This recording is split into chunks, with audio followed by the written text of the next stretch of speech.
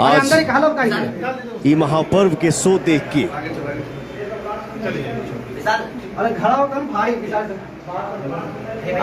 जैसे सबको पता होगा पवन सिंह आज काराकाट पहुंचने वाले थे। वहां से बहुत सारा वीडियो सोशल मीडिया पे तो वायरल हो ही गया है, लेकिन कुछ यूनिक वीडियो हो रहा है जो कोशिश है कि आप सबके बीच अपलोड किया जाए, आप सबको दिखाया जाए। अभी स्क्रीन के ऊपर वीडियो दिखाई दे रहा होगा जिसमें पवन सिंह पूजा करते हुए नजर आ रहे हैं और अभी तो बहुत सारा वीडियो आना बाकी है उधर से।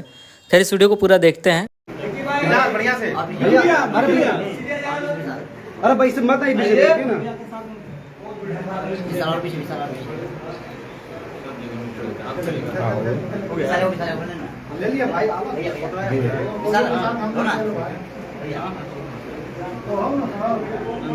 हाँ हेलो, अरे अंदर ही हेलो का